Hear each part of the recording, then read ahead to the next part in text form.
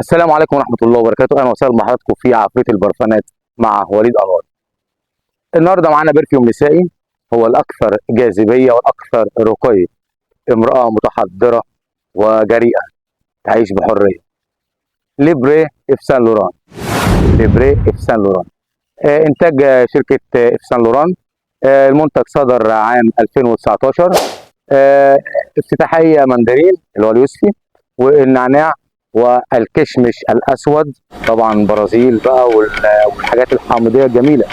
ومعانا زيت اوراق الليمون ومعانا الزعتر. الوسطي بتاع العطر النهارده هو زهر البرتقال والياسمين والزهور البريه والفلفل الاسود والخزامه. الخزامه طبعا اللي هي اللافندر. اللافندر بيدي هدوء وارتياح للاعصاب، جميل جدا في البرفان. معانا القاعده بتاعته كبيره جدا، يدل على ان منتج عالمي. الفانيليا مدغشقر، المسك، خشب الارز، التونكا، النجيل الهندي، العنبر، العسل.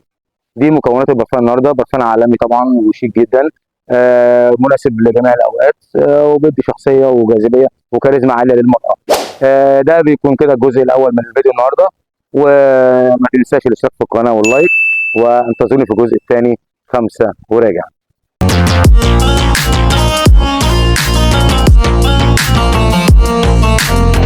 اهلا بحضراتكم مره ثانيه في عفريت البرفانات مع وليد انور. جزء خاص بتركيبه البرفان او صناعته في المنزل او المشروع الصغير من المنزل.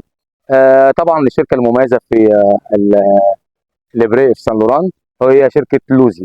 لوزي من اقوى الشركات، سعره عالي سنه لكن جميل جدا، وهو الشركه اللي بتبين البرفان ده صح وبتدي له الاتجاه السليم بتاعه. طبعا بنحط برده 10 جرام ب 17 جرام في ال 50 مللي في ال 100 مللي الدبل بتاعه، مع الزيت بتاعنا، مع الكحول بتاعنا، مع الاضافات الاخرى بتاعتنا والزجاجه بتاعتنا الجميله، وعلى بركه الله. بحب بس اوضح حاجه للتاجر النهارده. في زبون بيجي، يعني انت بتيجي تشتري مثلا حاجه للزبون، بتروح عند التاجر مثلا بتاع الجمله، بتقول له عايز برفان كذا او برفيوم كذا او اسانس كذا، بيقول لك والله عندي الشركه دي خالصه، خد الشركه دي اللي بعدها وجميله. ويقول لك ايه، بص الكلمه اللي هتيجي دي مهمه جدا، يقول لك خد وزود 2 سعره رخيص، خد وزود 2 جرام تاني او 3 جرام تاني، هيديك فرق السعر وهيديك ثبات اعلى وكلام من ده. الكلام ده غلط.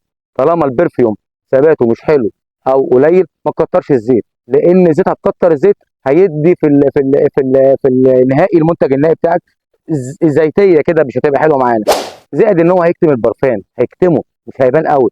زائد هتلاقي في كذا حاجه، في هيقلب البرفان، هيقلب معاك ريحته، هتلاقي مشاكل كتير. فبلاش، احسن يا تجيب العطر النضيف مره واحده يا بلاش. كده وصلنا لنهايه الفيديو، اتمنى نكونوا استفدنا من بعض. واي حاجه معاك في الكومنت زي ما قلت، وما تنساش الاشتراك في القناه واللايك. وشكرا لحضراتكم، والسلام عليكم ورحمه الله وبركاته.